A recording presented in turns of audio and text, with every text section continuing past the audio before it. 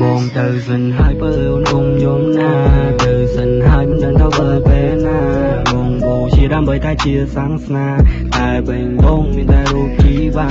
ពេលយប់ស្ញាប់បងលើតែសំឡេងគ្រាប់រូបថតពីអ្នកបងអោវាឡើងជាប់អូនគង់ព្រួយអីបងមិនឲ្យព្រាត់បើរកបើនៅពេលវេលាបនតថាបងមិនខ្លាចងាប់កងបងមិនខ្លាចស្លាប់ខ្លាចបើឯកាជីវ៉ាបងមានវិបត្តិច័ន្ទរះស្រស់ស្អាតជាមួយរាត្រីយប់ស្ងាត់គ្រាប់ទុកដោយកម្មជុតបងមាននាទីកំចាត់បាត់បងស្មារតីបងនៅស្រីខ្លាំងណាស់មើលម៉ាក់បងផងໄວក៏កាន់តែចាំចាំមិនសូវលឺមើលអីក៏មិនសូវច្បាស់តែដឹងថាក្នុងបេះដូងស្រឡាញ់កូនខ្លាំងណាស់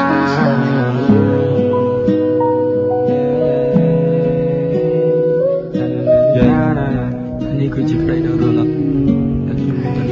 ឆ្លោគេងអបូននៅលើបងអបាកាឃើញខ្មៅមិនសង្ស័យបងលើស្វ័យកូនស្មាស្មារតីកូនខ្មែរមិនខ្លាយរអាបេះដូងដូចដែររមងដូចផ្ទាំងសេឡាចប់ពីឬកែថាបងមិនផ្លែកនំទេពេលនេះមួយដ៏មានតម្លៃប្រពន្ធបងស្រានដាញ់គេ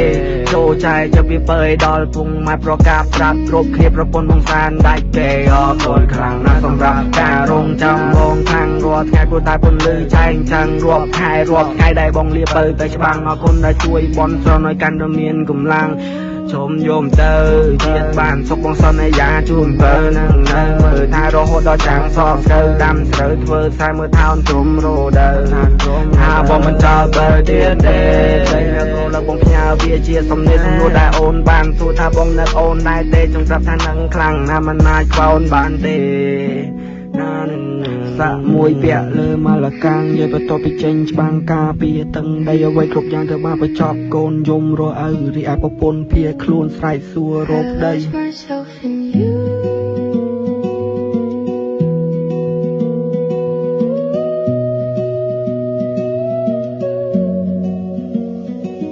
សាក់មួយពាក់លើម៉ាឡកាំងនិយាយបន្ទាប់ពីចេញច្បាំងការពារតឹងដីអ្វីគ្រប់យ៉ាងត្រូវបានបញ្ចប់កូនយំរអៅរីឯប្រពន្ធភៀខ្លួនស្រែកសួររកប្តី